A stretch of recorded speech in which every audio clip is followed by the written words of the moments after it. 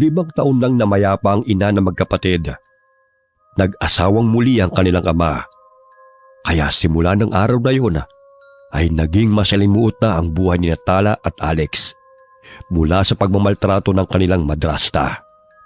Dali-daling tumakbo si Tala palabas ng bahay nang marinig ang palahaw ng bunsong kapatid. Batid niyang sinasaktan na naman ito ni Josephine. Ilang beses ko nang sinabi sa'yo na ihiwalay mo ang puti sa dekolor. Ang laki mo na pero hindi ka pa rin marunong maglaba. Siyang tama na po yan. Nasasaktan na si Axel. 'Di ba, sinabi ko naman na ako na huwang maglalaban ng damit niyo mamaya. Tinatapos ko lang po ang pagluluto. Ni hindi pa nga nakakapagpahinga si Axel matapos mag-igib ng tubig eh. Ngayon, inuutusan niyo na naman na maglaba.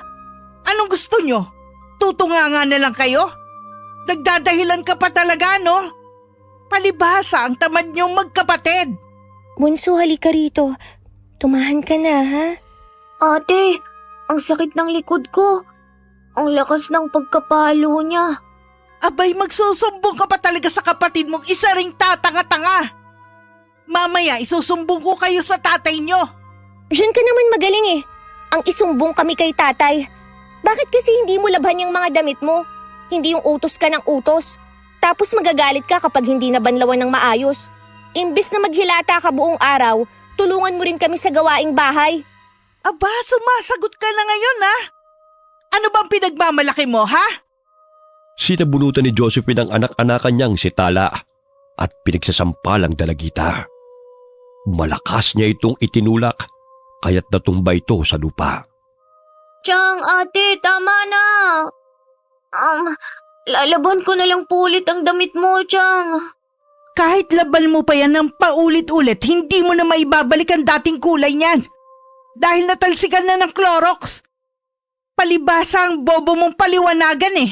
Hindi marunong umintindi. Alam mo naman pala ang dapat gawin eh. Bakit inuutos mo pa kay Axel? Bakit hindi na lang ikaw ang maglaban ng mga damit mo para hindi ka puro reklamo? Gusto mo dagdagan ko pa ang sugat sa mukha mo? Mamaya makikita ninyo. Isusumbong ko kayo sa tatay nyo dahil hindi nyo ako nire-respeto. Respeto ba ka mo? Hindi yun nararapat ibigay sa'yo. Dahil hindi mo rin kami nire-respeto bilang tao. Mas masahol pa sa hayop kung ituring mo kaming magkapatid. Lahat naman ng utos mo ay sinusunod namin ah. Nagbabait-baitan ka lang kung nandito si tatay. Lumalabang ka na ngayon ah. Gusto mo bang kalbuhin kita? Talaga namang walang yaka eh. Ewan ko ba kung anong nagustuhan ni tatay sa'yo. Walang-wala ka sa kalingkingan ni nanay. Bukod sa masama ang ugali mo, malaki pa yung mga mata mo. Kaya siguro nakikita mo ang lahat ng pagkakamali namin ni Axel.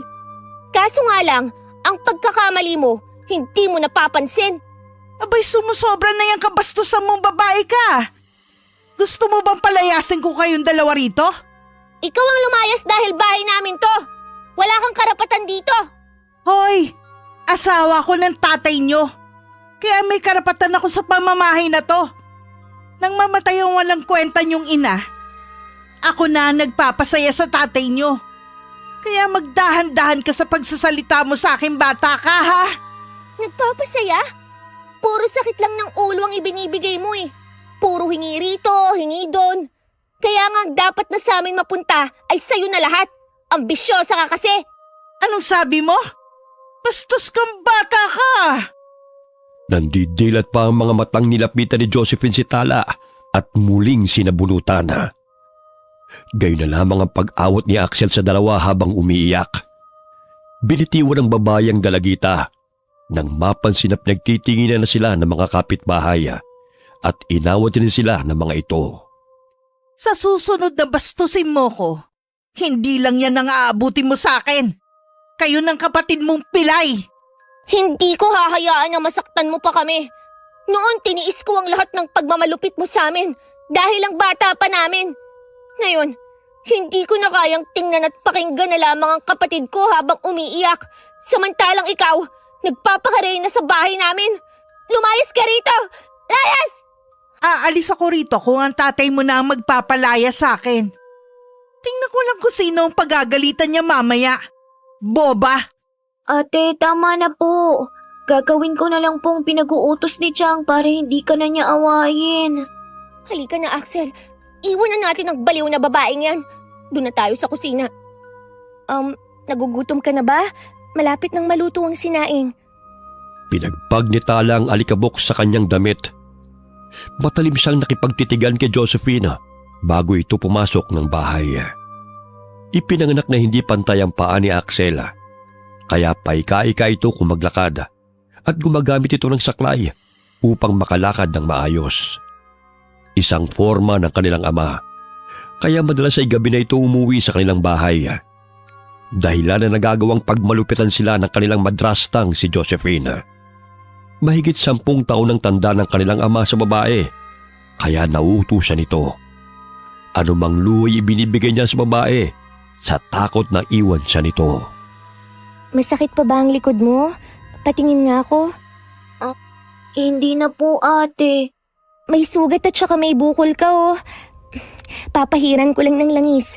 Mabisang gamot ito para sa mga bukol. Konti na nga lang pala ang natira. Ate, di ba pangalawang asawa ni tatay si Chang?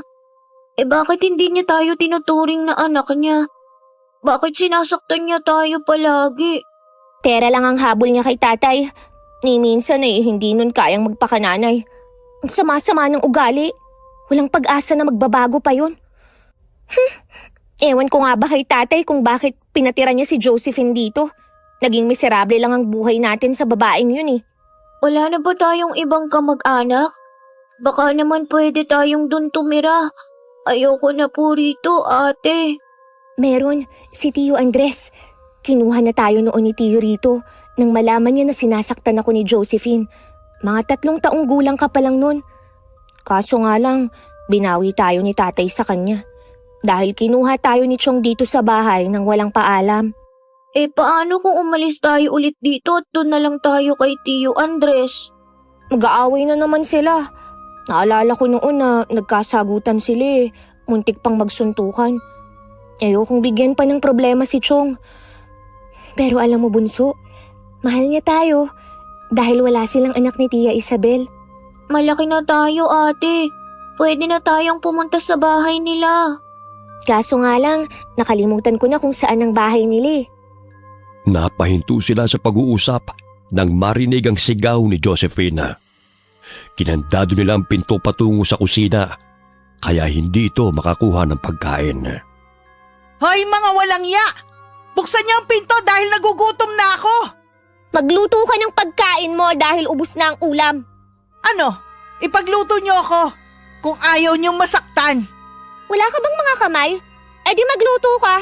Ang lakas ng loob mong saktan kami. Tapos parang amo ka namin kung umasta. Hoy, para malaman mo, hindi mo kami katulong at hindi mo kami pinapasweldo. Sino nagbigay sa'yo ng karapatan na sagot-sagutin ako ng ganyan?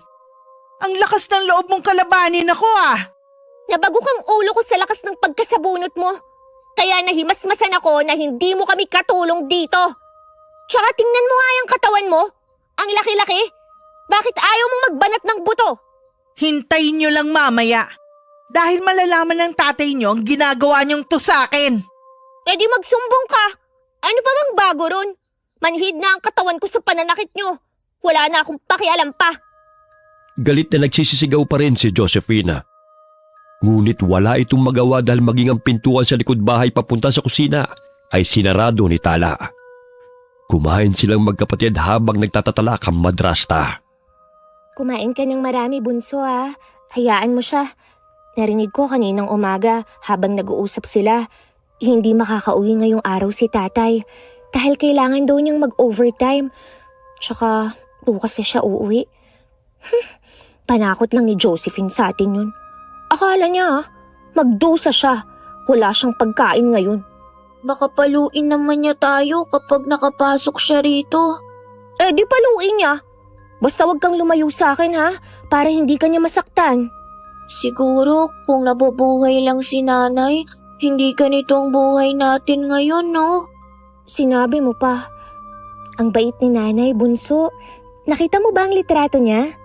Oo, doon sa kahon na itinago mo.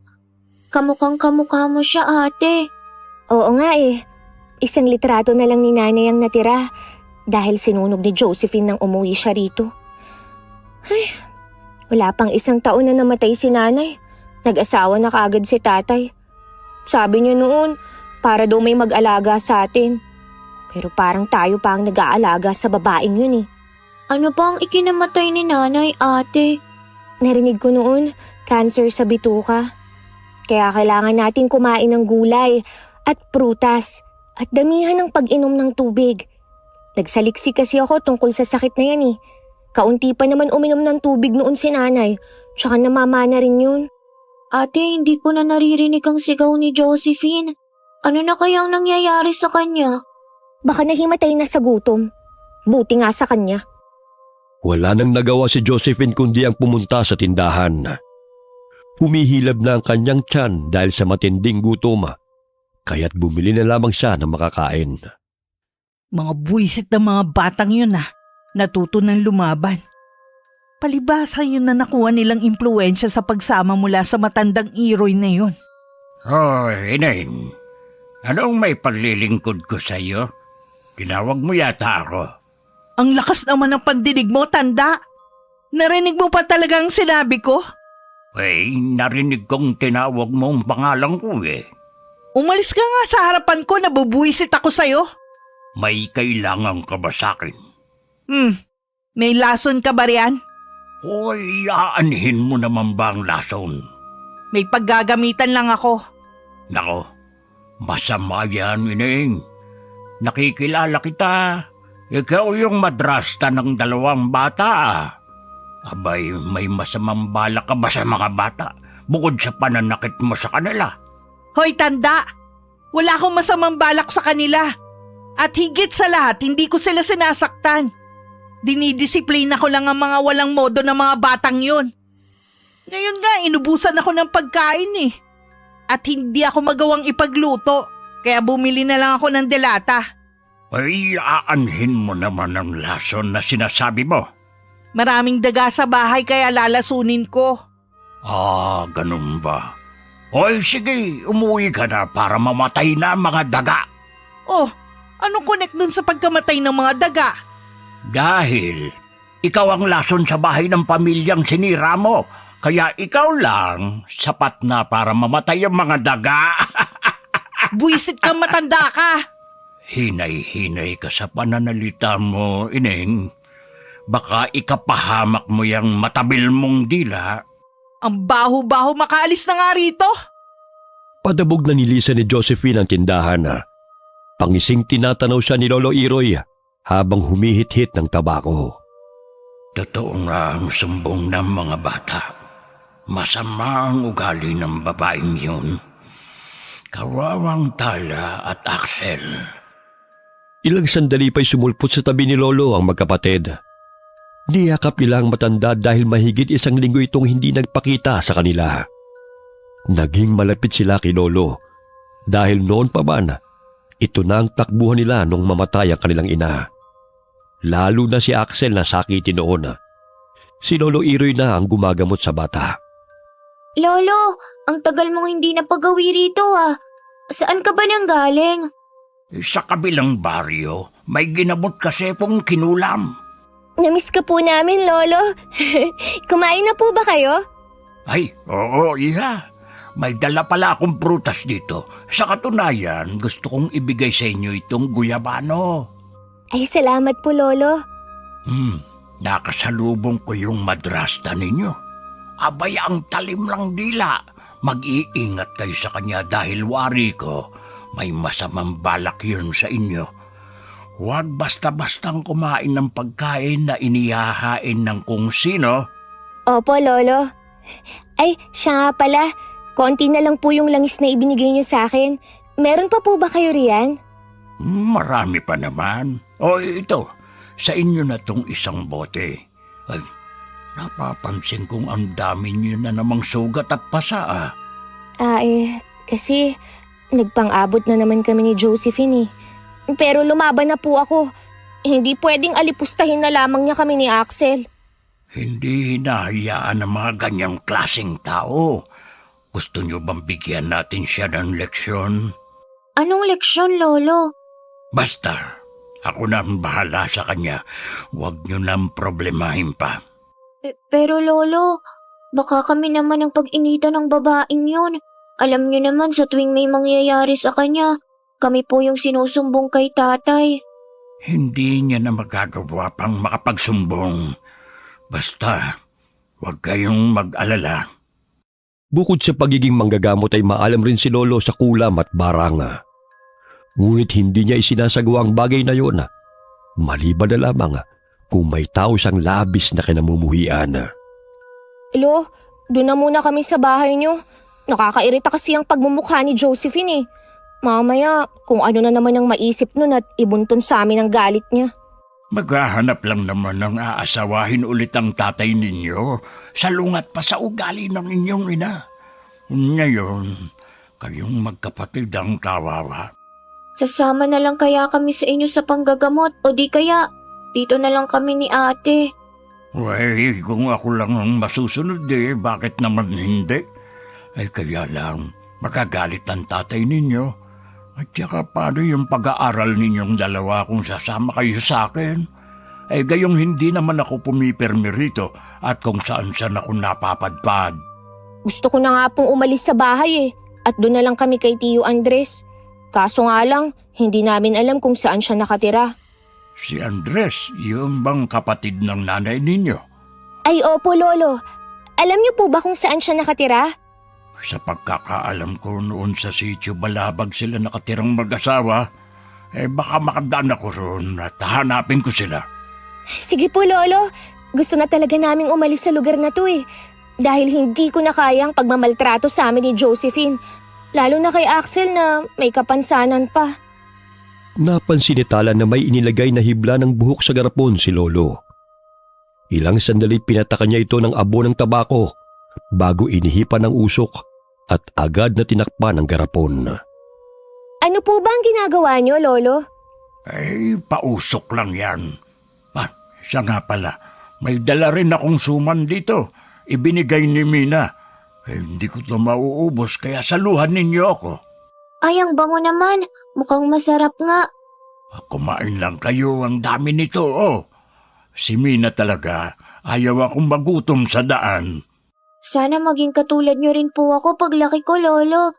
Para naman marami akong madalang pagkain. Ikaw talagang bata ka. Mag-aral kang mabuti para hindi lang suman ang maaari mong kainin. Sa gayon kapag nakapagtapos kayo sa pag-aaral, pwede kang maging doktor. Manggagamot ka pa rin pero malaki ang sahod. Tama si Lolo, bunso. Para ipakita natin kay Josephine na hindi na niya tayo kayang alipustahin kung may magandang trabaho tayo. Akala mo kung sino? Umaasa lang naman sa pera ni tatay. Tapos si tatay, paniwalang paniwala sa lahat ng sinasabi ng babaeng yun. Samantala, dali-daling lumagok ng tubig si Josephine nang maramdaman na kumakati ang kanyang lalamunan. Ilang baso ng maligamgam na tubig na ang kanyang ininom, ngunit hindi pa rin napapawi ang kate. Buisit! Ang kati ng lalamunan ko! Expired yata ang dalatang nabili ko sa tindahan ni Rosa. Malilintikan sa akin ng babaeng yun. Dali-dali niyang tinungo ang tindahan bit-bit ang lata ng tuna. Kinadampag niya ang tindahan dahilan na mabulabog ang nagpapahingang si Rosa. Hoy Rosa! Expired yata ang dalatang binigay mo sa akin eh. Kumatay ang lalamunan ko. Walang iya ka! Papatay mo pa talaga ako, ha? Ibinato nito ang lata sa harapan ng tindahan ni Rosa at hindi pa rin tumitigil sa pambubulyaw. Lumabas ang tindera at kinuha ang lata at binasa ang nakasulat. Ngunit hindi naman yun expired tulad ng sinabi ni Josephine. Uminit ang ulo ng tindera at binulyawan din ang babaeng nanggugulo sa tindahan. Hanggang sa nagsabunutan silang dalawa. Inawat lamang sila ng dalawang lalaki na bibili sana sa tindahan ng ginang. Lintik ka, Rosa! Papatay mo pa ang mga mamimili mo! Expired ang binibenta mo rito! Padabog na nilisa ni Josephine ang tindahan at bumalik sa bahay na kanyang tinutuluyan. Uminom na siya ng gamot sa allergy Ngunit hindi pa rin napapawi ang pangangati ng lalamunan. Hanggang sumapit ang hapon na halos hindi na siya makapagsalita na tila sinasakal siya sa leeg. Pagpasok ng magkapatid sa bahay, nadatna nila ang nagkalat na hiniwang luya sa mesa. Nakahiga sa sofa si Josephine habang tinutungga ang ginawang tsaa. Mga buwisit kayo! Kasalanan niyo to eh! Oh, bakit wala ka ng boses, Chang? Sa kasisigaw mo yan. Baka may nabulabog kang engkanto kaya pinarusahan ka ng ganyan. Siguro, pinakulam niyo ako sa matanda, no? Wala ka nang ang boses kung ano-ano pa ang pinaparatang mo sa amin. Pwede ba? Tumigil ka na sa gawain mong yan. Pinasok na lamang ni Tala ang mga damit na sinampay at hindi na muling kinausap ang madrasta. Kahit anong inom nito ng tsaang gawa sa luya, ay hindi pa rin napapawi ang kate ng lalamunan. Kaya't kinaumagahan ay pumunta na ito sa bayan at nagpakonsulta sa doktor. Sa wakas, tumahimik din ang bahay. Akalain mo yun, ate. Halos hindi na siya makapagsalita. Hindi kaya kinulam nga siya? Kung totoo man yun, mabuti nga sa kanya. Ang ingay-ingay at ang daming kaaway. Sinabi sa akin ni Aling Rosa kanina na nagsabunutan sila ni Josephine. Akalain mong sinabihan ba naman na expired ang mga paninda ni Aling Rosa? Ipinakita sa akin ng dilatang kinain ng bruhang yun. Sa susunod na taon pa mag-e-expire. Ano kaya ang sakit ni Chang? Malamang na engkanto. Sana tuloy-tuloy na nga yun para hindi niya tayo bulyawan araw-araw. Tsaka baka magbago na siya, ate, at bumait na. Naku, di mangyayari yun. Kahit siguro sa next life niya, hindi na yun babait. Nung nakaraang buhay niya siguro, buruhan na talaga siya. Niresetahan ng doktor ng mga gamot si Josephine. Ilang araw na niya itong iniinom, ngunit hindi pa rin natatanggal ang sakit ng kanyang lalamunan. Naisipan na nitong humingi ng tulong sa kakilalang manggagamot at napag-alaman na napagkatuan siya ng isang mangkukulam. Kaya mo bang patayin ng kumulam sa akin? Kilala mo ba kung sino ang buwisit na yon? Umiling-iling lamang ang matanda at sinabing hindi niya kayang patayin ang kumulam kay Josephine.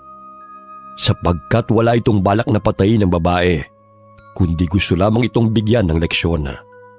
Batid ng matandang manggagamot na malinis ang intensyon ng kumulam kay Josephine, kaya't ayaw na niya itong kalabanin.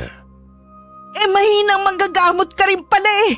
Hindi mo kayang labanan ng mga mangkukulam. O ito na bayad ko. Nasisiguro ko ang 2 batang may pakana ng paghihirap kong to.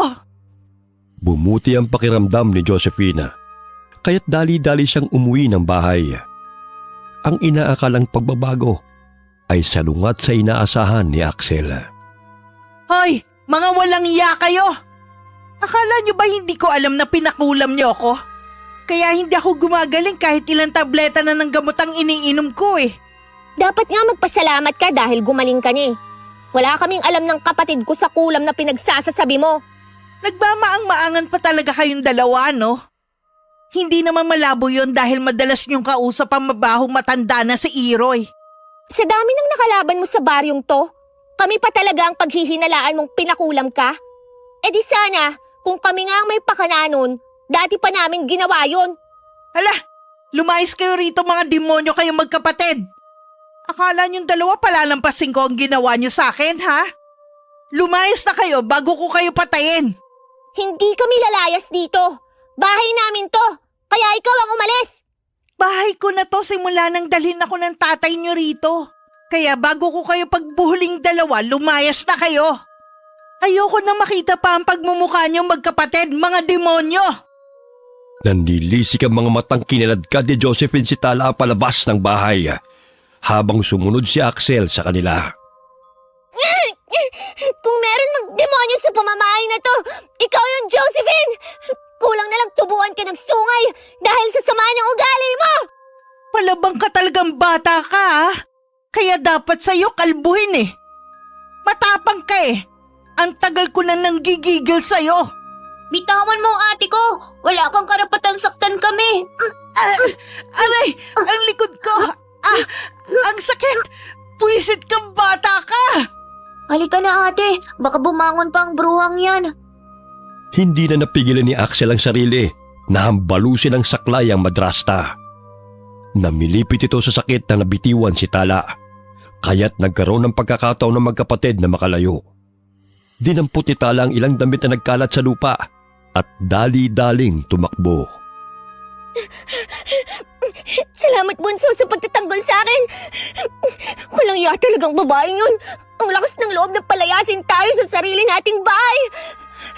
May araw din siya. Babalik tayo rito. At siya naman ang palalayasin natin. Sa ngayon, doon na muna tayo pansalang makituloy sa kubo ni Lolo Iroy. Paano kung wala na naman siya ron? Ipagdasal na lamang natin na nandun siya. Kung wala, kailangan nating hanapin si Tio Andres sa Sitio Balabag upang doon na muna manirahan. Kahit na magsumbong tayo kay tatay na pinagmamalupitan tayo ni Chang, lalabas pa rin na tayong dalawang may kasalanan. Dahil kakampihan na naman niyang bruhang babaeng yun. Konting iyak at drama lang ni Josephine, bumibigay agad si tatay. Wala na tayong magagawa pa, kaya hayaan na natin siya. Pinuntahan ng magkapatid ang kubo ni Lolo Iroy. Ngunit wala roon ang matanda at hindi nila alam kung kailan ang balik nito. Napagpasya nilang maglakbay patungo sa Sitio Balabag kung nasaan ang address ng tiyuhin. Ate, wala tayong pamasahe. Paano tayo makakapunta kina Tiyo? Pwede naman tayong makisakay eh. Diba madalas naman nating ginagawa yun kapag wala tayong baon papuntang paaralan? Ate, mahal pa ba tayo ni tatay? Kasi parang si Chang na lang ang palagi niyang kinakampihan eh. Tapos wala na siyang pakialam sa atin. Nabilog na kasi ng babaeng yun ang ulo ni tatay. Kaya kailangan nating magsumikap para makapagtapos sa pag-aaral. Hanapin natin si Tio Andres dahil siya lang ang makakatulong sa atin. Malayo pa lamang ay kumakaway na si Tala sa truck na paparating. Nakiusap sila sa driver na kung maaari makisakay sila hanggang sa Sitio Balabag. Ngunit ayon sa driver ay hindi rin ang kanyang patutunguhan. Bagamat maaari niyang ibabang dalawa sa kalsada patungo sa baryong yon. Sige po, Manong. Ayos na po yun. Makikisakay na lang tayo ulit sa ibang sasakyan na dadaan, ate. Yun na nga ang gagawin natin. O siya, dahan-dahan sa pag-akyat ha. Baka madulas ka. Nakisakay sa likod ng truck ang magkapatid, palayo sa baryo kung saan sila nakatira. Halos 40 minuto rin ang kanilang nilakbay bago huminto ang truck sa kalsada. Hanggang dito na lang siguro tayo. Dahan-dahan lang, Bunso ha. Marami pa kayang sasakyan ang napapadaan dito? Siguro. Manong, maraming salamat po sa pagpapasakay sa amin ha. Mag-ingat po kayo. Ngumiti ang driver sa kanila at muling pinaandar ang truck. Umpo sa gilid ng daan ng magkapatid hanggang sa mapansin na may sasakyan na dumaan. Subalit nilagpasan lamang sila nito. Sayang naman ayaw tayong pasakyan. Marami-rami pa naman sigurong sasakyan na mapapadaan. Maghintay lang tayo. Ate, parang uulan. Kailangan muna nating sumilong. Naku, ngayon pa talaga umulan. Pumasok na muna tayo sa gubat upang kumuha ng dahon ng saging. Ang lakas ng kulog at kidlat. Natatakot ako, ate. Ngayon lang ako muli nakalabas ng baryo, Bunso. Magtanong-tanong na lang tayo sa mga tao kung saan ang Sitio Balabag. Ate, parang may dumitila sa paa ko. Baka ahas. Namilog ang mga mata ni Tala nang makita ang mabangis na baboy ramo na nasa kanilang tabi. Kaya't hinila niya ang kapatid palayo sa hayop na yun at nagsimula na silang tumakbo sa loob ng kagubatan. Kasabay ng pagbagsak ng malakas na ulan ay tumatakbo sila upang takasan ng dalawang baboy ramo na humahabol sa kanila. Ate, wag mo ko iwan. Ayoko maging pagkain ng mababangis na hayop. Ang saklay mo, huwag mong bibitawan ha. Pwede mo yung ihambalo sa kanila. Ate, malapit na sila. Kakagatin na niya ako. Akin na ang isang saklay mo at ihahampas ko sa kanila. Shoo! Lumayo kayo sa amin! Shoo! Shoo! Dumampot ng bato si Axel at inihagi sa dalawang baboy ramo na lumulusob sa kanila. Patuloy silang tumatakbo kahit hindi nila alam kung saan patungo. Hanggang sa makarating sila sa maliit na kuweba at doon sila sumilong. Nasaan na kaya tayo? Malayo-layo na ang tinakbo natin. Mamaya, may mga ahas sa kuwebang ito. Ate, nakakatakot naman ang lugar na to. Sinasabayan pa ng malalakas na kidlat at kulog. Anong lugar na kaya ito? Ayun, parang may napapansin akong tao.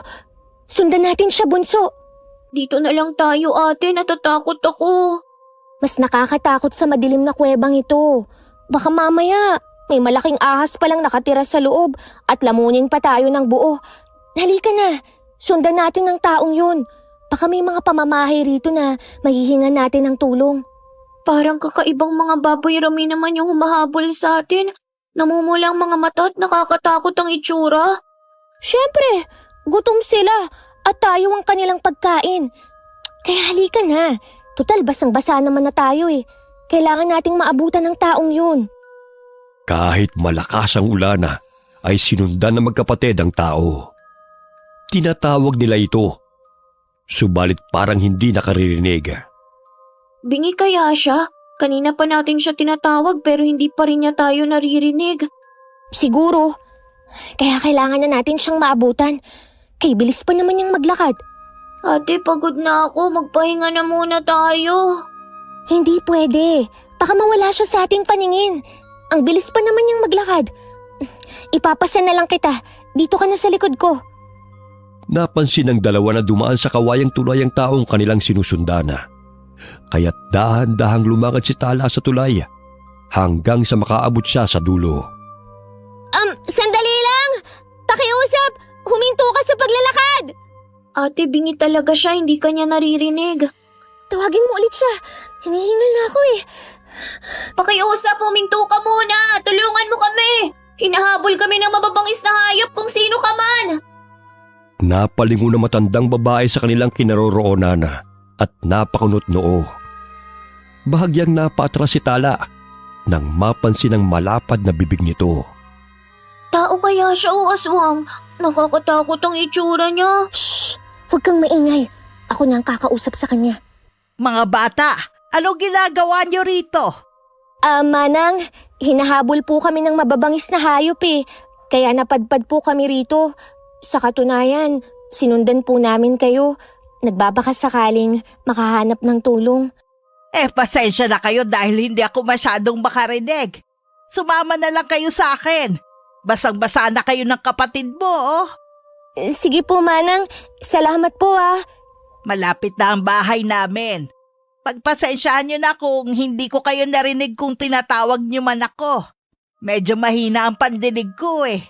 Manang, may mga aswang po ba rito? Sinabi niyang mahina ang pandinig niya, di ba? Kaya huwag ka nang magtanong. Ay, oo nga pala. Ilang sandali pa'y may naaninaw silang kubo. Mula sa bintana ay may nakasilip na dalawang babae na animoy kasing edad ni Tala. Nandito na ang bahay namin. Pumasok na kayong dalawa. Maraming salamat po. Malina ang pangalan ko. Ako po si Tala at itong kapatid ko si Axel. Halina kayo. Huwag na kayong mahiya. Yan pala ang dalawang mga anak ko. Sina Clarita at Clara. Kambal sila. Magandang araw sa inyo.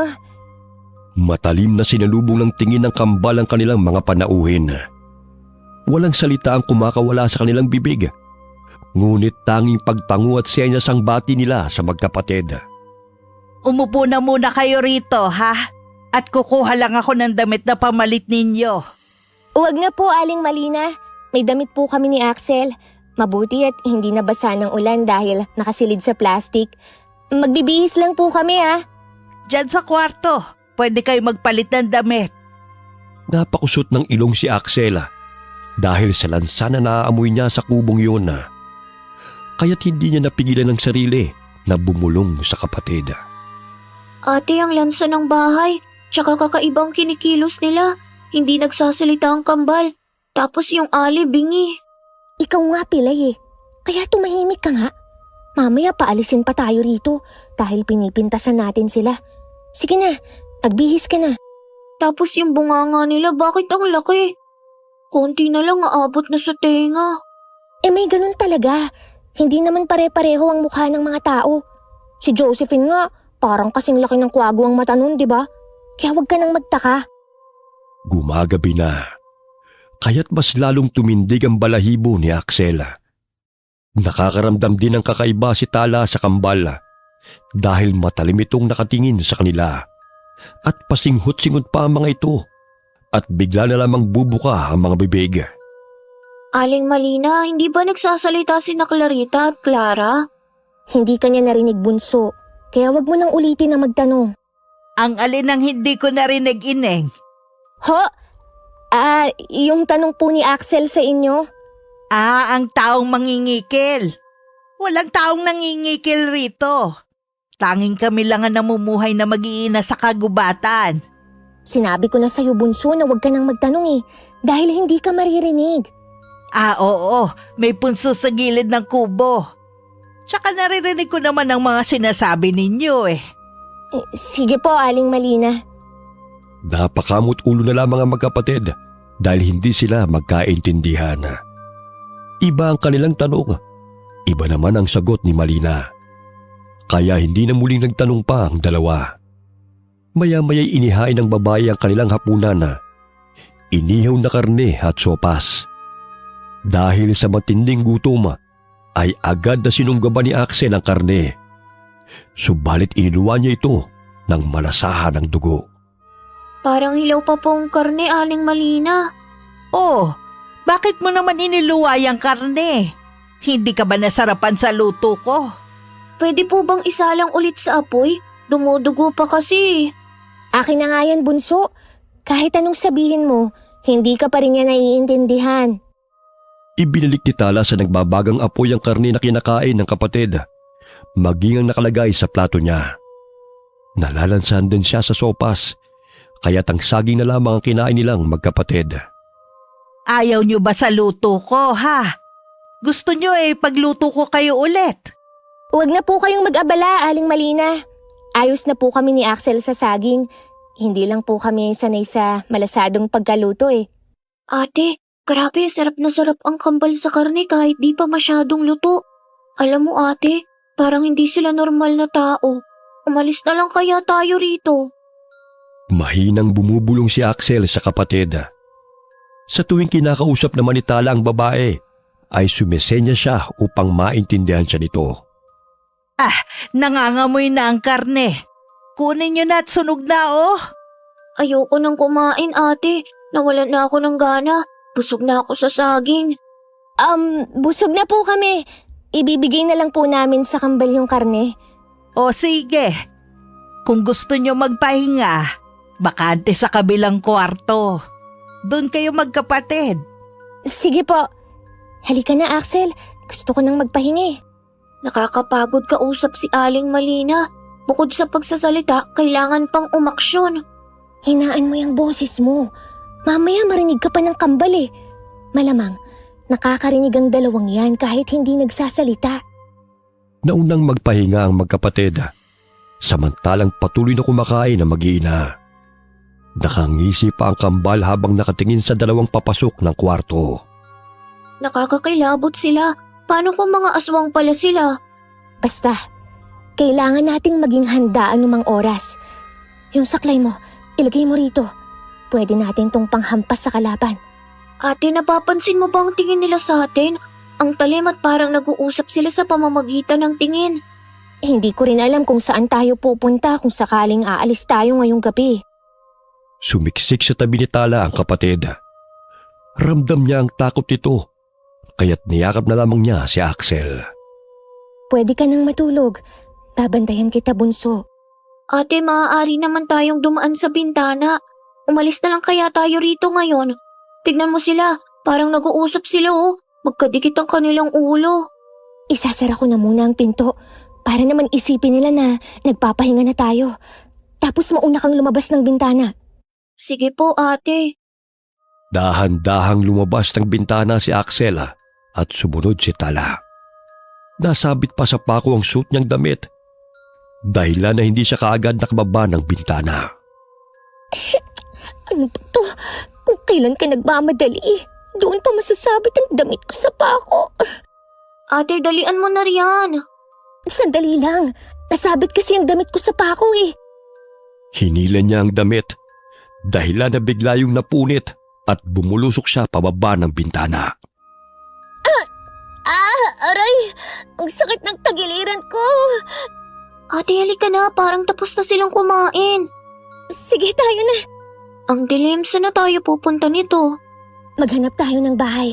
Baka meron tayong madadaanan. Hinahawi nila ang mga dahon sa daan. Hindi may kubli ng magkapatid ang takot. Hindi man nila alam kung saan sila patutungo. Ngunit naroon pa rin ang pag-asa na may matatagpuan silang bahay. Ilang sandali pa'y narinig nila ang sigaw ng kambal na animoy nagulat nang wala na sila sa silid kung saan sila nagpapahinga. Bunso, kailangan na nating bilisan dahil alam na nila na umalis na tayo sa kubo. Ate, hindi ko makita ang daan. Sige lang, Bunso. Magpatuloy ka lang sa paglalakad. Ate, sinusundan na nila tayo. Nahihirapan na akong makatakbo. Ipapasa na lang kita sa aking likod. Hampasin mo sila ng saklay kung sasaktan ka nila. Hinihingal na tumakbo si Tala karga ang kapatid. Nakaramdam siya ng pagod, kaya't saglit silang napahinto sa malaking puno ng akasya. Nagtago sila sa malaking ugat ng puno at pasilip-silip na tinatanaw ang mga sumusunod sa kanila. Tangi ang liwanag ng buwan na nagsisilbi nilang ilaw. Napatampal sa bibig ang dalagita nang maninag ang kambal na may bit-bit na palakol. Malapad ang ngisi ng mga ito habang ginagala ang paningin sa paligid. Bunso, mga aswang nga sila. Basta huwag kang lumikha ng ingay ha. Hawakan mo ng mabuti ang saklay. Yan lang ang maaari nating panlaban sa kanila. Natatakot ako, ate. Baka mahuli nila tayo. Shhh! Papalapit na sila. Mahahanap pa rin namin kayo kahit saan man kayo magtago. Gusto niyo pang makipaglaro sa amin, ha? Nakita mo ba si Clarita? Hindi pa. Pero alam kong hindi pa nakalalayo ang mga yon.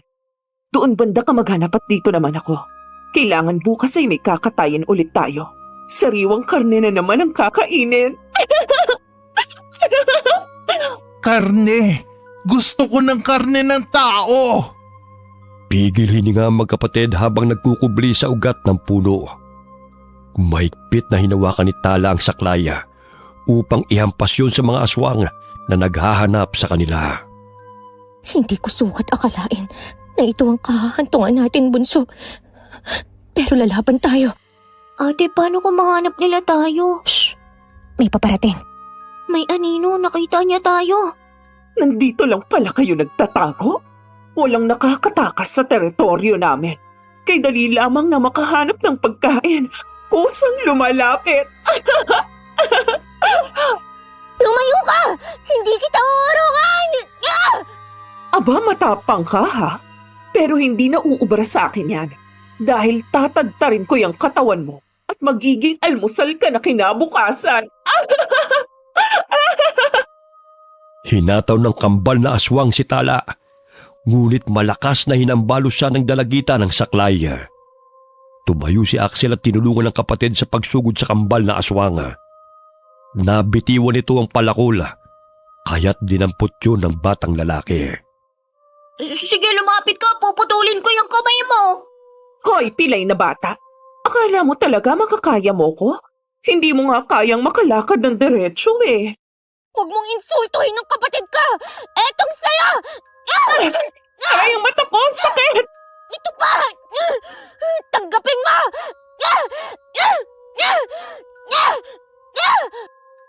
Paulit-ulit na hinambalos ng saklay ni Tala ang aswang, dahilan na pumalahaw ito at napasubsob sa lupa. Narinig yun ang kambal nitong si Clara, kaya't dali-dali itong kumaripas ng takbo patungo sa kinaroroonan ng kambal nitong aswang. Halika na, Bunso! Kailangan na nating makalayo rito! Ate, dala ko ang palakol. Akin na yan! Ito ang saklay mo! Hindi alintana ng dalawang madulas na daan, basta makalayo lamang sila sa mga aswang na gustong pumatay sa kanila. Hanggang sa mabangga ni Axel ang tao na nasa kanyang harapan. Ate, aswang! Ngayon mo ang kapatid ko! Etong saya! Hinay-hinay lang mga bata. Lolo Iroy! Lolo, ikaw nga! Lolo, hinahabol kami ng mga aswang. Tulungan niyo po kami. Gusto po nila kaming patayin. Muntik mo pang biyakin ng bungo ko din ah. Ay, teka lang. Bakit kayo narito? Anong ginagawa ninyo sa lugar na ito? Pinalayas kami ni Chang, kaya umalis kami sa baryo upang puntahan si Tio Andres. Kaso nga lang, napadpad kami sa bahay ng mga aswang at hinahabol nila kami ngayon. Oh, huwag na kayong matakot at nandito na ako. May naririnig akong mga sigaw kaya hinanap ko. Mabuti na lamang at naisipan kong gumala dahil sunod-sunod na ang patayan sa baryo Pandakan malapit lang dito.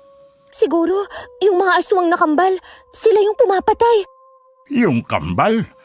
Naku, makukulit talaga ang mga batang aswang na yan. Walang kadala-dala. Biglang sumulpot ang kambal na aswang sa kanilang harapan. Kaya't nagtago silang magkapatid sa likod ni Lolo. Nandito na naman kayo. Sinabi ko na sa inyo na sa susunod na magtagpo ang ating mga landas, ay hindi ko na kayo palalampasin. Ibigay mo sa amin ng mga bata. Kami ang unang nakakita sa kanila kaya sa amin sila. Paano kayo nakasisiguro na sa inyo nga sila? Mga apo ko ang mga batang ito. Apo? Paano nangyari yun? Gayong hindi mo naman sila kasamang pumunta sa bahay. Napakasinungaling mo, matanda ka. Ibalato mo na sa akin ang mga batang yan para hindi naman gugulo. Ako pa talaga ang tatakotin ninyo, ha? Gusto nyo sigurong mabingirin katulad sa nanay nyo, no?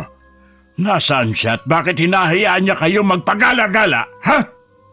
Tinanggal ni Lolo ang buntot ng pagi sa kanyang bewang at paulit-ulit na hinambalo sa kambal na aswang. Aray!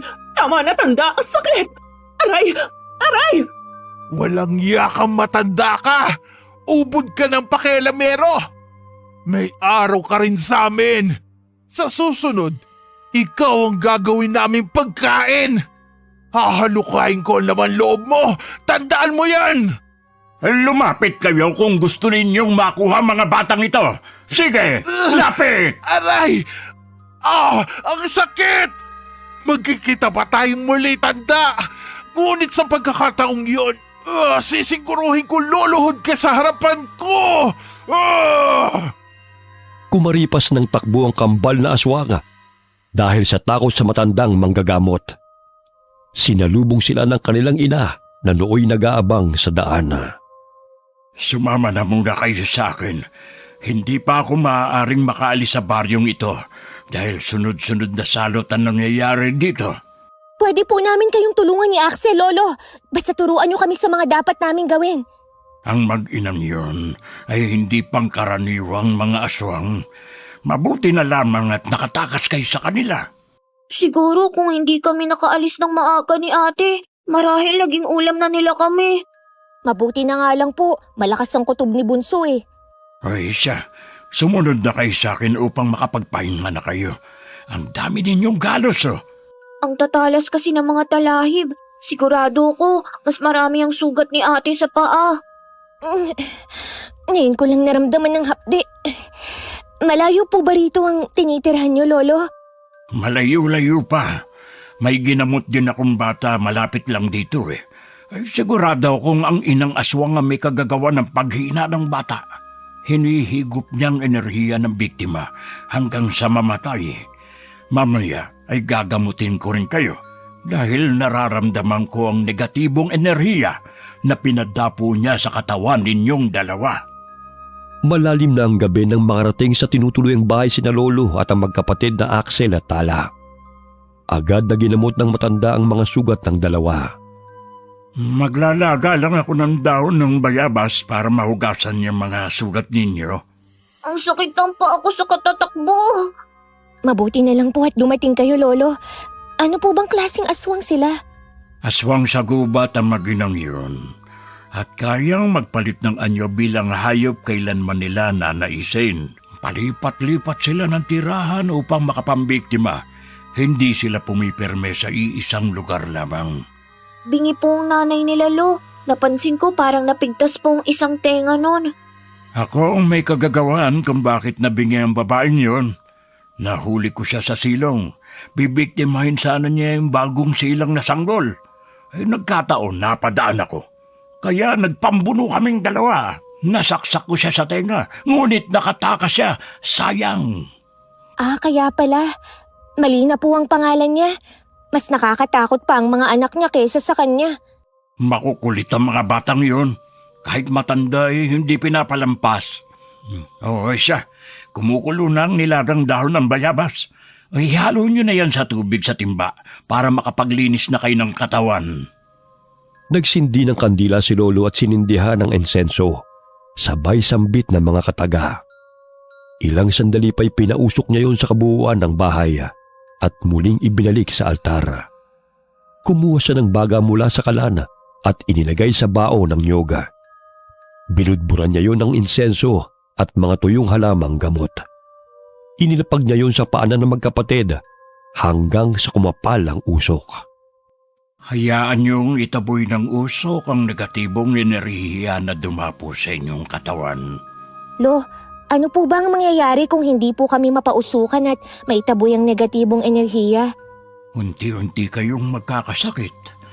Mahiwagang mahikang itim ng mga aswang. Kayang-kaya kayong patayin sa pamamagitan ng hangin o di kaya'y simpleng paghawak lamang. Hinihigop nilang enerhiya ninyo sa pamamagitan nun nakapagbibigay sa kanila ng lakas. May mga damit ako dyan. Magpalit na muna kayo. Ang laki ng damit, parang pari na ako nito. Lalaban ko na lang bukas yung mga damit natin. Pagpasensyahan nyo na muna mga damit ko. Bukas manghihiram tayo sa mga kakilala ko rito para namang komportable kayo. Ayos na sa akin, Tolo. Huwag niyo na po kaming problemahin pa. Siya. Magpahinga na kayong mga bata. Mamaya tapos na rin ang sinasagawa kong orasyon. Hayaan na lang nating umusok yung insenso para maitaboy ang mga masasamang enerhiya. Bago matulog ay pinahira ni Tala ng langis ang kanilang mga sugat upang maibsan ang hapdi. Awang-awa si Lolo Iroy sa magkapatid. Kaya't napagpasan niya ang pansamantalang kupkupi ng dalawa hanggang naroon sa lugar na yon. Kinabukasan, nagising ang magkapatid sa ingay ng mga manok sa paligid. Gising na pala kayong mga bata. Halina kayo't nang makapag-almusal na tayo. Aray, ang sakit ng mga binti ko. Ang sakit din ng buong katawan ko. Sa layo ba naman ang tinakbo nyo Halina kayo rito para naman mabawasan na yung pananakit ng katawan ninyo. May tiyan na gawa sa malunggay rito, Lo, may bahay rin pala kayo rito? Pwede bang dumito na lamang kami hanggat hindi pa namin nakikita si Tio Andres? Oo naman. Nagpatayo na ako ng kubo dito dahil madalas naman ako nang gagamot dito. Para naman may natutuluyan ako kapag matagal ang pamamalagi ko sa baryong ito. Mamaya gusto niyo bang magkatay tayo ng manok? Sige po, Lolo. Siya. Bago yun, itong kamote at saging na muna ang almusal natin. Napasigaw si Tala nang biglang may dumungaw sa bintana. Naglalaway pa ito at nanlilisik pa ang mga mata. Lolo, may aswang! Aswang? Ay, bata ka Tinubuan ka na ng nervyos. Tumayo ka sa akin! Alis! Alis! Si Lily Nining, kapitbahay natin. Hindi siya aswang. May sakit lang siya pero mabait yan. Lily? Akala ko ang kambal na aswang na. Masayahin niyang si Lily. Natuwa lang siguro nang malaman niya na may bagong salta dito sa baryo. Bakit naglalaway siya?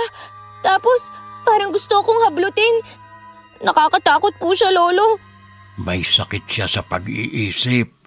Parang 5 taong gulang na bata sa kabila na 40 na ang edad niya. Hindi siya nananakit.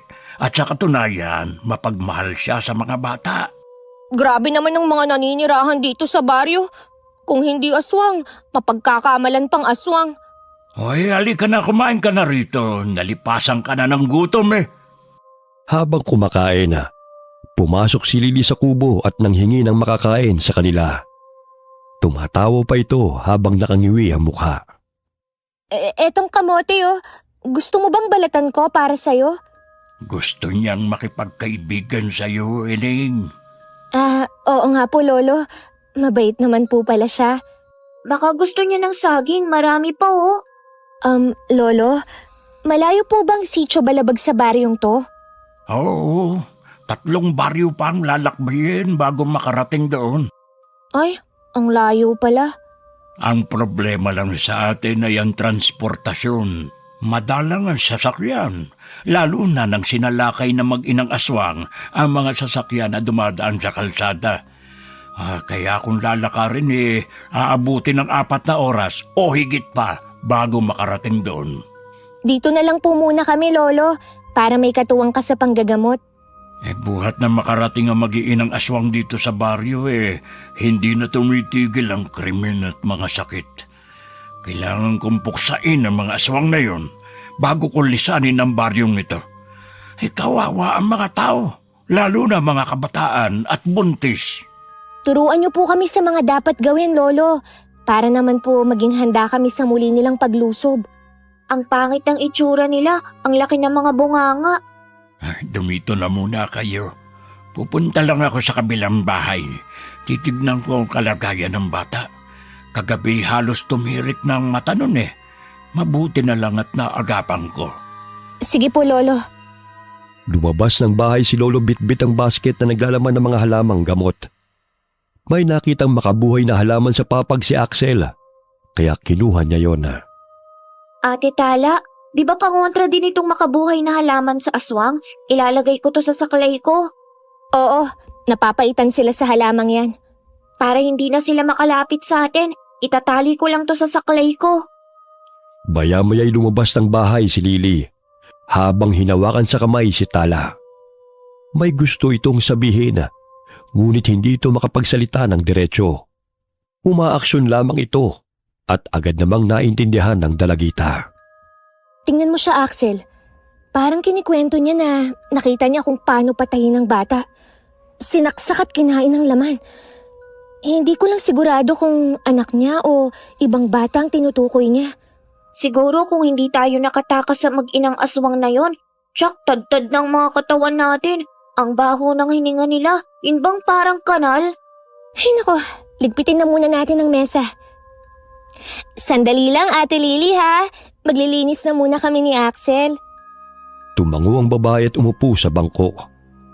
Mababanaag ang saya nito sa mga mata habang kinakausap si Tala. Para bang magkakilala na sila noon pa man. Ayan na rin pala si Lolo, may bitbit na manok. Hoy, hindi pa pala nakauwi ito si Lily. Mukhang masaya siyang kasama kayo Kumusta na po ba ang batang pinuntahan niyo, Lolo? Ayun, magaling na. Ito ngang manok, binigay ng kanyang ama. May uulamin na tayo mamaya. Lolo, may ikinuwento si Ate Lily sa amin. Parang takot ang mukha niya habang umaaksyon siya. Para bang may pinatay na sanggol? Oo. Nagkaganyan si Lily. Nawala siya sa tamang katinuan nang patayin sa kanyang harapan ang kanyang mga magulang at kapatid. Mga 10 taong gulang lamang siya noon.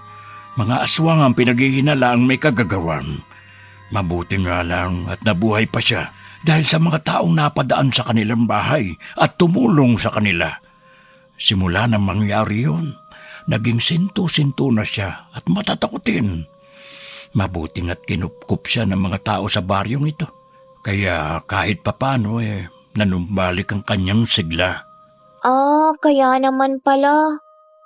Nagningning ang mga mata ni Tala nang makita ang punong papaya na hitik sa bunga. Kaya agad siyang lumapit doon. Lo, kaninong papayang tanim na to? Pwede po kaya tayong makahingi para pansahog sa manok? Kumuha lang kayo. Ako ang nagtanim niyan. Sagana sa mga gulay ang paligid ng kubo nyo. Hindi na po kayo mahihirapan sa pagkain. Itong naging libangan ko rito bukod sa panggagamot Naging masaya ang pananatili ng magkapatid sa lugar na yon, kasamang matandang manggagamot. Sumasama sila kay Lolo sa tuwing manggagamot ito sa baryo.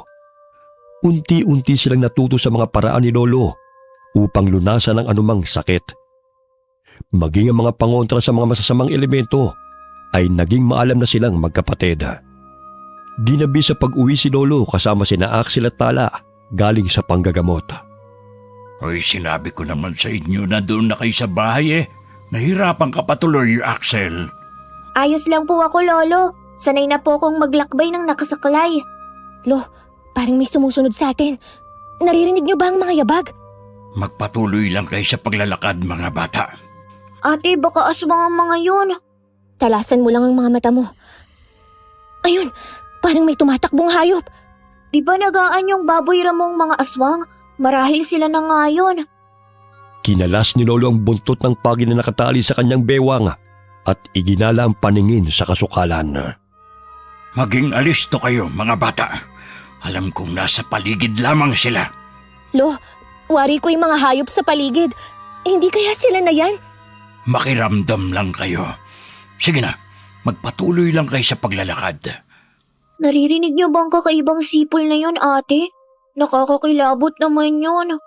Tinatawag nila ang isa't isa sa paraang yan. Kaya maghanda kayo. May paparating na mga baboy ramo. Axel, umilag ka! Sinugod sila ng dalawang mabalasik na baboy ramo, dahilan na matumba si Axel. Ngunit bago pa siya napay na mabangis na hayop, ay malakas na hinampas ni Lolo ang buntot ng pagi sa likod nito. Dahilan na umalingaw-ngaw sa loob ng gubat ang atungal ng baboy ramo. Kasamahan mo pala ang dalawang batang yan, tanda. Ngayon sisiguruhin ko na papatayin ko na kayo sa pagkakataong ito. Wala kaming ititira sa inyo. Wala kayong kadaladalang mag-ina. Naghahanap lang kayo ng sakit ng katawan. Ikaw na matanda ang walang kadala-dala. Itigil mo na ang pagtulong sa mga tao. Baka nakakalimutan mong sila ang dahilan kung bakit namatay ang iyong asawa at anak. Isa kang hangal, Iroy! Yun ay dahil sa kagagawa ng katulad ninyong mga masasamang aswang. Niyanggaw ninyo ang asawa kong si Luisa at pinatay ang aking anak. Hindi pa kayo nakontento? Pinaako pa ninyo ang kasalanan na hindi naman si Luisa may kagagawan sa pagkamatay ng mga bata, kundi ang kapatid mong itinuring na kaibigan ng asawa ko. Mga traidor kayo! Kahit anong gawin at sabihin mo, hindi pa rin magbabago na ang mga tao ang pumatay sa mag-ina mo. Bakit hindi ka nalang sumanib sa amin para patayin ng mga tao para makapagiganti ka sa kanila? Napakakitid ng utak mo, Malina. Hindi lahat ng mga tao ay kasing sama ninyo. Hindi magbabago ang isip ko na puksain ang mga aswang na kagaya ninyo hanggang sa huling hininga ko. Hindi ko makakalimutan ang ginawa ninyo sa aking pamilya. Hindi mga taong pumatay sa aking mag-ina, kundi kayong mga aswang. Sinugod ni Lolo ang inang aswanga. Mabilis itong tumakbo upang iwasan ang buntot pagi na hinahambalos ni Lolo. Mula sa puno'y tumalo ng inang aswanga at nilundagan ito si Lolo. Kaya't nagpagulong-gulong sila sa damuhana at nagpambuno. Kung hinahayaan mo lang kami, hindi tayo aabot sa ganito, tanda. Ilang kasamahan ko na ang pinatay mo. Kaya hindi ako titigil hanggat hindi ka rin napapatay. Wala kayong karapatang mabuhay sa mundong ito. Uubusin ko ang lahi ng angkan ninyo na siyang dahilan ng pagkamatay ng mag-ina ko. Hindi ka nag-iisip, tanda. Hindi mo kami kalaban, kundi ang mga taong tinutulungan mo. Huwag mong bilugin ang ulo ko dahil sa baluktot mong paniniwala. Dahil sa kasakiman at kawalang hiyaan ninyo, kaya kayo tinutugis ng mga tao. Sinakal ng inang aswang si Lolo, kaya't ganun din ang paglaban ng matandang manggagamot sa kanya. Nagpalitan sila ng lakas, hanggang sa muli nagpagulong-gulong sila sa damuhana. Samantala, paulit-ulit na hinambalos ni Axel ang saklay sa baboy ramong sumusugod sa kanya. Nandilat ang mga mata ng bata nang biglang nagbago ito ng anyo bilang aswang. Tigilan mo yung paghahampas mo, bata. Ang sakit! Aray! Aray! Akala mo etong sayo! Matapang ka na ngayon, pilay ha? Aray! Aray! Pilay pala ha. Sige, insultuhin mo pa ako dahil babasagin ko yung bungo mo. Papatayin kita! Luluray-lurayin ko yung katawan mo at hahalukayin ko yung lamang loob mong bata ka! Lumundag ito patungo kay Axel. Subalit malakas siyang hinampas ni Tala gamit ang sanga ng kahoy. Dahilan natamaan ito sa panga. Malakas na atungal ang pinakawalan ng kambal na aswang dahil sa sakit. Ang panga ko! Hindi ako papayag na masaktan yung mga kapatid ko! Hayop ka! Buwisit kang babae ka! Sana hindi na lang kami nagpatumpik noon at pinatay na lang kita. Ngayon hindi na kayo makakatakas pang muli. Yun kung hahayaan namin na saktan mo pa kami! Sino bang pinagmamalaki ninyo? Ang matanda? Isa rin yung lampa. Muling sinugod ng kambal na aswang si Tala. Ngunit muli siyang hinampas ng dalagitan ng hawak nitong sanga at sinabuyan ng asin sa mata. Aray! Ang mata ko! Axel, magtago ka na, bunso! Ako nang bahala rito! Pero ate, Sige na! Hanggat may oras ka pang makalayo rito! Ako na ang bahala sa walang yang aswang na to! Kinuha ni Tala ang tansong patalim at paulit-ulit na sinaksak sa tagiliran ng kambal na aswang na si Clara. Itigil mo yan! Titigil lang ako kung hindi ka na humihinga! Kayo ang pumapatay sa mga tao sa baryo! Lalo na sa mga inosenteng bata! Kaya dapat lang sa inyo ang mamatay! Nay! Tulong! Tulong! May rason kung bakit kami naligaw ni Bunso sa baryong ito! Yun ay ang puksain ng mga kagaya niyong mga aswang! Hindi kayo magtatagumpay! Muling inundayan ng saksak ni Tala sa dibdib ang kambal na aswang na si Clara. Pasinok-sinok ito habang humahango sa paghinga at unti-unting binabawian ng buhay. Napalingon ang dalagita sa kinaroroonan ng kapatid nang marinig ang sigaw nito. ate, tulong! Kinakalagkat ako ng kakambal na aswang! Aray! Aray! Si Axel! Kinala ng aswang! Kailangan ko silang sundan! Ang kapatid ko, Diyos ko! Pinatay ng kapatid mo ang aking kambal. Pwes papatayin din kita. Bitiwan mo ako, aswang! Ang sakit ng likod ko! Ate! Tulong! Hindi ka na maabutan ng kapatid mo ng buhay. Maging ang babaeng yun, papatayin ko. Salbahe ka! Bitawan mo ako! Tanging ang sigaw na lamang ng bunsong kapatid ang sinusundan ni Tala. Nadulas pa siya sa daan dahil ang dilim ng paligid. Hanggang sa muli niyang marinig ang boses ni Axel. Malapit lang sila rito! Ayun sila! Bitawan mo ako, pangit! Bibitiwan lang kita kung patay ka na. Isasama kita sa mga kalansay na tinipon namin ni Clara. Hoy! Bitiwan mo ang kapatid ko! Ang bilis mo rin palang tumakbo Mabuti naman na sundan mo kami. Dahil isasama rin kita na ihuhulog sa hukay ng mga kalansay. Magsasalita pa sana ang aswang na si Clarita. Ngunit inihagis ni Tala ang tansong patalim at bumaon yun sa kanang dibdib ng kalaban. Aray! Natamaan ko siya! Bunso! Bunso, nasan ka na? Ate, nandito ako. Hindi kita makita. Umangon si Axel at paika-ikang lumayo sa aswang na nooy namimilipit sa sakit. Naninag ni Tala ang kapatid na nooy nagkukubli sa kahoy. Kaya't dahan-dahan niya itong nilapitan. Bunso! Halika doon tayo! Kailangan na nating makaalis dito! Nasisingot ko ang masangsang na amoy. Sigurado akong dito nga ang imbakan nila ng mga bangkay. Ate, may nakuha akong matigas na bagay. Ito. Buto yan ng tao, Bunso! Ay, pero pwede naman tong panghampas sa kanya. Nabitawan ko kasi ang saklay ko. Magtago na muna tayo. Mamaya susulpot na naman ng aswang na yan eh. Napatay mo pa talaga ang kapatid niya? Siguro, nanghihina na yun nung iwan ko eh. Sige, magtago kayo! Pero hindi na kayo makakalayo pa! Naamoy ko ang lansa ng dugo niyo magkapatid! Kaya pagbutihin niyo magtago dahil kapag nahuli ko kayo, Dudurugin ko talaga ang mga bungo nyo at lalantakan ko ang mga utak nyo! Andiyan na siya. Akin niya ang buto. Magtago ka lang dyan, ha? Nanginginig ang katawan ni Axel habang nagkukubli sa likod ng puno. Napagtanto niya na hindi sapat ang mga pangontra tulad ng halamang gamot upang labanan ang aswang. Kinakailangan ng tibay ng loob at malakas na katawan. Ate, nandyan na siya. Parang asong pasinghot-singhot, oh. Shh! Naaninag ko ang butas. Doon nga nila itinatapon ng mga kalansay. Ang sangsang ng amoy. Pigil ang hininga na magkapatid habang nagkukubli sa likod ng puno. Ilang sandali pa'y pinalo ni Tala ang ulo ng aswang gamit ang hawak nitong buto. Ngunit nasanggayo ng kalaban at nagpambuno silang dalawa. Nagpagulong-gulong sila hanggang sa bumagsak sila sa butas kung saan naroon ang mga kalansay. May tubig pa roon, dulot ng ulan noong nakaraang araw.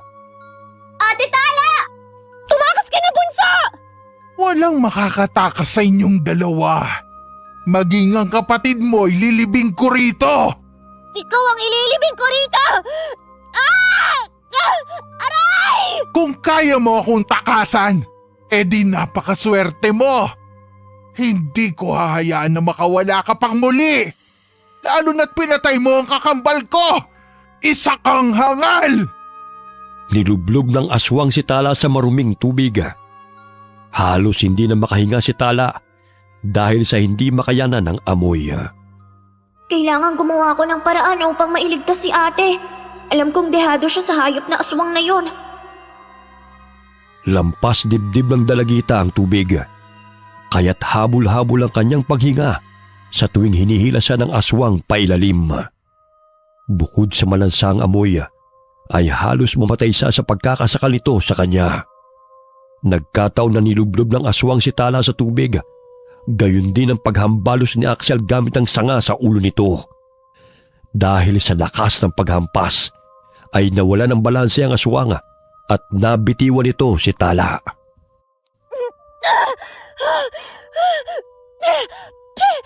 Ang langsa ng tubig! Bunso, nasan ka na? Ate, nandito ako! Abutin mo tong sanga para makaahon ka riyan! Nawala ng malay ang aswang, kaya bilisan na natin! Eto, abutin mo! Maghanap ka ng mas mahaba pa riyan! Nadudulas sa kamay ko eh! Sige, sandali lang. Akala mo makakatakas ka pa, ha? Papatayin kitang babae ka! Kailangan ko ng sandata. Pwede na tong bungo. Malakas na pinukpok ni Talang nakapanyang bungo sa ulo ng aswang, dahilan na napatras ito. Kumuha rin ng buto ang aswang at naghampasan silang dalawa. Etong saya! Akala mo talaga hindi kita lalabanan, ha? Ikaw ang nababagay na ilibing dito, kasama ng mga kalansay! Isasama kita! Hindi kita mapapatawad sa pagpatay mo sa kapatid ko! Eh kung nagpapakabait kayo, sana hindi nyo aabutin to! Ate, ito na. May nahanap na akong baging abutin mo. Hoy bata! Huwag ka nang mag-aksepa ng panahon dahil maging ikaw isasama ko rito! Halika rito! Dahil ikaw ang isasama ko sa mga biniktima niya! Umigop ng hangin si Tala bago lumublob sa tubig. Hinila niya ang paa ng aswang, kaya't natumba ito at kinampay nito ang mga kamay. Tingnan ko lang kung makakahinga ka pa. Ang daldal mo eh. Higupin mo ang lahat ng tubig para tumahimik ka na. Ate, ano nang nangyayari dyan? Ayos lang ako rito, bunso. Huwag mo na akong alalahanin. Patay na ba ang aswang, ate? Konti na lang siguro. Malulunod na to. Ilang sandali pa'y tumigil ang aswang sa pagkampay ng kanyang mga kamay. Kaya't binitiwan siya ni Tala. Nasaan ka ba, bunso? Nandito ako, ate, oh. Abutin mo tong baging, dali. Sige, hilahin mo, bunso. Ang dulas pa naman ng lupa. Sige pa. Konti na lang. Ay, ang bigat mo, ate. Ay, salamat, bunso. Muntik na ako mapatay ng aswang na yan. Halika na, balikan na natin si Lolo. Saan tayo dadaan? Ang dilim-dilim. Parang sa bandang kaliwa. Hindi ako sigurado pero subukan na lang natin. Ay, ang baho! Grabe! Nakakasuka ang lansa ng tubig. Doon nila itinatapon ng mga kalansay ng mga biktima nila. Saglit silang napatigil sa paglalakad. Nang may naaninaw ng mga taong naglalakad na animoy may hinahanap. Nagulat sila nang biglang sumulpot sa kanilang harapan ng lalaki at kinaladkad si Tala sa pag-aakalang siya ang aswang. Aray! Bitiwan mo ako! Hindi ako aswang! Ano hindi? Kasing baho mo ang aswang na nagpapagala-gala sa baryong ito. Ngayong nahuli na kita, hindi ka na makakatakas pa. Ang dapat sa inyo, pinapatay! Bitawan mo ang ate ko! Hindi siya aswang, nagkakamali ka! Abat may kasama ka pang lamang lupa, ha? Maniwala ka sa amin! Hindi po kami aswang ng kapatid ko! Naging kami ay hinahabol ng mga aswang na sinasabi nyo! Nagkukunwari pa kayo! Ayaw kitang saktan, pero kung hindi mo bibitawan ang ate ko, mapipilitan ako hampasin ka! Buong lakas na hinambalos ni Axel gamit ang buto ang kamay ng lalaki. Dahilan na mabitiwan ito ang dalagita. Magkahawak kamay na tumakbo ang magkapatid mula sa mga taong tumutugis sa mga aswang. Bilisan mo, bunso! Napagkamalan patuloy tayong mga aswang! Doon tayo! Parang walang nakaabang doon! Pagod na ako, ate. Ang sakit-sakit na ng paa ko. Konting tiis na lang! Kailangan nating makalayo rito bago pa tayo mahuli ng mga lalaking yun! Pag minamalas ka nga naman, oh. Ayun! May malaking bato! Doon na muna tayo magtago! Nandiyan na sila, ate. Naririnig ko ng mga yabag nila. Ang sakit ng paa ko, bunso! Malalim ang sugat ko! Hinahanap kaya tayo ni Lolo? Sana naman matagpuan niya tayo. Hindi lang aswang ang kalaban natin, pati ang mga lalaking yon. Pigilang iyak ni Tala dahil sa sakit ng kanyang sugat. Malaki ang hiwa sa kanyang talampakan nang maapakan niya ang nakausling bato. Nakahinga sila ng maluwag nang maramdaman na nakalayo na ang mga kalalakihan. Dito na lang muna tayo, bunso. Hanggang sa sumapit ang umaga. Hindi naman natin alam kung saan tayo pupunti. Opo, ate. Masakit pa ba ang paa mo? Oo, bunso. Malaki ang hiwa sa talampakan ko. Pero kaya ko pa naman. Bukas, maghahanap tayo ng halamang gamot dito sa gubat. Niyakap na lamang ni Tala ang bunsong kapatid. Hindi niya namalay na pumatak ang kanyang mga luha dahil sa pag-aalala sa kaligtasan nilang magkapatid. Ay, hindi ako susuko, bunso. Para sa'yo. Kailangan nating lumaban sa anumang pagsubok na dumadating sa ating buhay. Ikaw na lang ang meron ako. Kaya hindi ko hahayaan na masaktan ka ng kahit sino. Sumapit ang umaga. Nagising ang magkapatid dahil sa liwanag na tumatama sa kanilang mukha. Papungas-pungas na bumangon ang dalawa hanggang sa matanaw nila ang puno ng malunggay, hindi kalayuan sa kanilang pinagkukublian. Ang lapit lang pala ng malunggay sa atin. Kaso ang dilim-dilim kagabi kaya hindi natin napansin. Kukuha lang ako para magamot ko na yung sugat mo. Bunso, tingnan mo! May ilog doon! Ay, oo nga! Ang linis ng tubig! Kumuha ka na muna ng malunggay para makapaglinis ako ng katawan bago ko gamutin ang sugat ko. Tanging ang sanga ng kahoy ang ginawang saklay ng magkapatid. Tinungo nila ang ilog at agad na nagtampisaw sa tubig. Ay, salamat naman. Hindi na ako mabantot katulad kanina. Napagkamalan patuloy akong aswang. Anong lugar na kaya to? Walang katao-tao pero aswang meron. Akin na yung dahon ng malunggay para magamot ko na tong sugat ko. Baybayin kaya natin ang ilog. Baka may mga pamamahay tayong makita. Sana naman hindi na bahay ng aswang. Parang ayoko nang humingi ng tulong. Baka magkamali na naman tayo eh. Subukan na lang natin, ate. Magtago na lang tayo ulit kung mapaghihinalaan nating aswang. Sige, halika na. Pahinto-hinto sila habang binabagtas ang ilog. Mahigit 1 oras na silang naglalakad, ngunit hindi pa rin sila nakakakita ng tao. Hanggang sa may matanaw silang kubo. At sa labas nun ay may mga naglalaro mga bata. Bagamat napatras sila, nang mapansin na matandang babae na pamilyar ang mukha.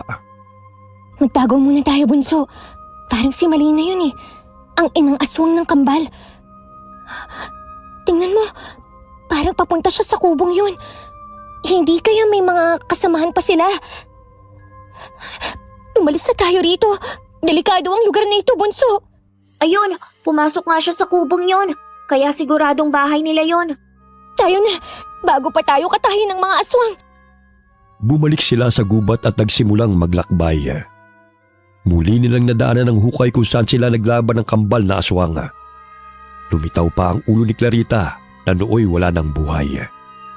Doon tayo, bunso. Mas ligtas pa tayo sa gubat dahil meron tayong mapagtataguan. Ate, makakaligtas pa kaya tayo? Siyempre naman, huwag kang mawalan ng pag-asa. Ano na kaya ang nangyari kay Lolo? Nakaligtas kaya siya mula kay Malina? Buhay pa ang ina ng kambal. Sana naman, nasa maayos na kalagayan si Lolo. Halos mawala na ng malay si Tala dahil sa pagod. Dumidilim na ang kanyang paningin dahil sa sakit ng kanyang sugat sa talampakan. Bigla na lamang siyang natumba, kaya't impit na iyak ang ginawa ni Axel dahil sa nangyari sa kapatid. Ate, gumising ka! Huwag mo akong iwan! Bunso, hanapin mo si Lolo. Hayaan mo na ako rito. Hindi kita iiwan, bumangon ka na riyan! Hindi ko na kaya. Sige na. Kapag nahanap mo na siya, balikan mo ako rito. Ilang sandali pa'y tuluyan nang nawala ng malay si Tala. Maya-maya'y may dumaang mag-ama na nangangahoy, kaya't tinulungan sila ng mga ito. Napabalikwas ng bangon si Tala nang maramdaman na may dumampi sa kanyang mukha. Lolo? Lolo, buhay ka! Mabuti na lamang at nakita kayo ni na Damian at Nestor. Hinanap ko kayo buong magdamag. Akala namin kung napano na kayo, Lolo. Nasaan po si Axel? Ayun, kumakain. Oh, masakit pa ba ang mga sugat mo? Ay, kumain ka na muna. Ipinagluto kita ng lugaw. Ate, mabuti at gising ka na. Gusto mo bang subuan kita? Wag na. Kaya ko ang sarili ko. Tsaka ipagpatuloy mo na ang pagkain. Tapos na ako. Buti na lang hindi aswang ang tumulong sa atin at kakilala pa ni Lolo. Magpahinga na muna kayo. At ako'y kukuha ng mga halamang gamot sa gubat. Mag-iingat po kayo, Lolo. Pinuntahan ni Lolo ang lugar kung saan sinabi ni Axel.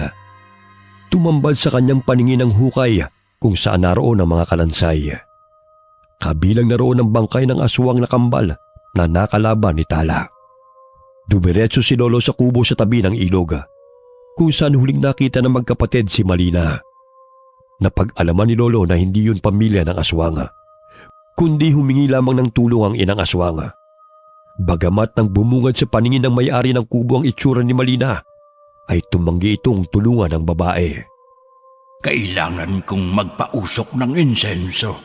Sa gayon ay mawala ang negatibong enerhiya na iniwan ng aswang na yon. Gusto pa talagang bigyan ng sakit ang pamilyang naninirahan sa kubong ito.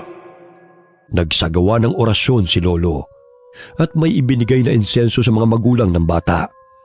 Tuwing gabi dapat silang magpausok upang maitaboy ang negatibong enerhiya na siyang nagbibigay ng sakit sa pamilya. Sinunod na mag-asawang habili ni Lolo, kaya nabigo ang inang aswang sa masamang balak nito. Hoy, tanda! Pati ba naman dito sinusundan mo ko? Wala ka nang ginawa kundi ang pakialaman ako! Dahil ikaw ang nagpapakalat ng sakit sa baryong ito. Wala ka nang ginawa kundi ang maghasik ng lagim. Pero anong napala mo? Wala! Pinatay niyo ang dalawang anak ko, kaya sisingilin ko kayo ng doble! Hindi na mangyayari yun. Nakatakas ka man noon. Ngunit sisiguruhin ko ngayon, natitigil ka na sa kahibangan mo, Malina. Malakas na hinambalos ni Lolo ang buntot ng pagi sa babaeng aswang. Sa pagkakataong yun, ay halos doble ang sakit habang dumadapo yun sa katawan ng aswang, sapagkat sa pinahid na apdo ng ahas na may sangkap ng arok at makabuhay na halaman.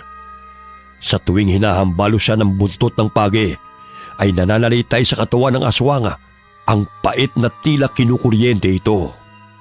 Ay! Anong ginawa mo, tanda? Tigilan mo yan! Ikaw ang tumigil dahil wala ka nang ginawa kundi ang maghasik ng kasamaan. Ikaw ang dahilan kung bakit namatay ang mga anak mo. Walang dapat nasisihin kundi ikaw. Ang sakit! Tama na! Tama na! Damhin mo ang sakit ng bawat hampas na dumadapo sa iyong katawan. Kulang pang kabayaran ng buhay mo sa bawat pamilyang pinagkaitan mo na makasama ang kanilang mga mahal sa buhay.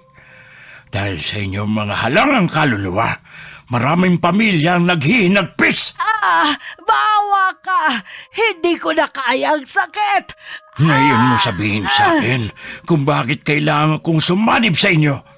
Gayong wala namang kahantungan ng mga ginagawa ninyong kasamaan, kundi kaparusahan at kamatayan. Tama na! Hindi ko na kaya! Gumapang palayo si Malina dahil sa panghihina ng katawan. Halos lumuhod siya sa pagmamakaawa sa matandang manggagamot dahil hindi na nito makayanan ang sakit. Gumuhit ng krus sa lupa si Lolo, sabay na umusal ng orasyon. Anong ginagawa mo, tanda? Bakit parang hindi ako makahinga? Itigil mo ang orasyon! Nasasaktan ako! Hindi kita papatayin ngayon. Ngunit unti-unti kang gagapang sa lupa at mararamdaman mo ang bawat sakit na pinaramdam mo sa mga biniktima ninyo, kasama na ron ang asawa at anak ko. Maririnig mo ang bawat pagtangis at panaghoy nila. Tanda! Itigil mo to! Nakakabingi ang kanilang mga palahaw! Gabi-gabing naririnig ni Malina ang pagmamakaawa ng kanilang mga biktima na paulit-ulit na umaalingaw-ngaw sa kanyang pandinig. Dahil sa ginawang orasyon ni Lolo, ay nararamdaman din niya ang sakit sa bawat pagtadtad niya sa katawan ng mga biktima. Halos hindi na makayanan ni Malina ang sumbalik na isinagawa ng matandang manggagamot. Kaya't siya na mismo ang nagpatiwakal upang tapusin ang sariling buhay. Walang yakang matanda ka! Pero hindi ka magwawagi sa pagpapahirap sa akin!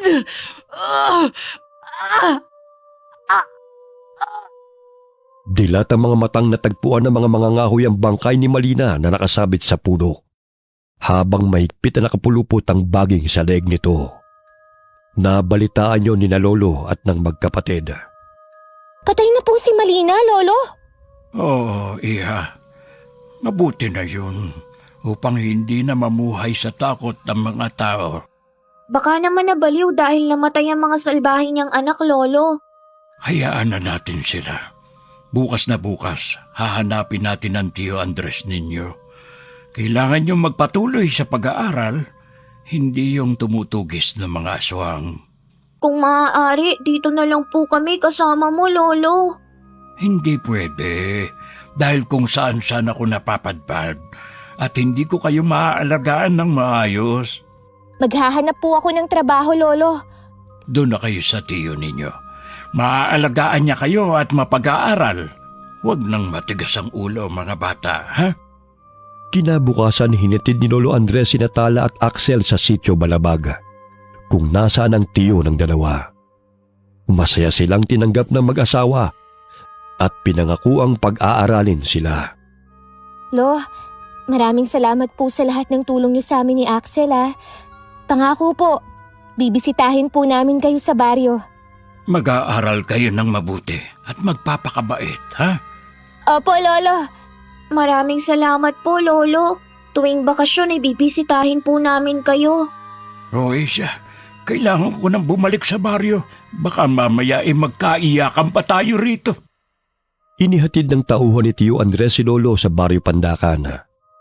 Napag-alaman din ng ama na magkapatid na doon na sila naninirahan sa sitio Balabaga, kaya sinundo sila nito. Bagamat nagmatigas ang magkapatid na bumalik sa dati nilang tinitirhan, dahil hindi na makayanan ng pagmamaltrato ng kanilang madrasta. Ngunit labis ang pakiusap ng kanilang ama sapagkat walang mag-aalaga kay Josephine dahil may malubhang sakit na ito. Papauwiin niya tayo para alagaan ng babaeng yun. Gagawin na naman tayong alila. Ayoko siyang alagaan. Tapos kapag gumaling siya, sasaktan na naman niya tayo. Karma na yun sa kanya. Dahil nung malakas ang katawan niya ay alipin ang trato niya sa atin.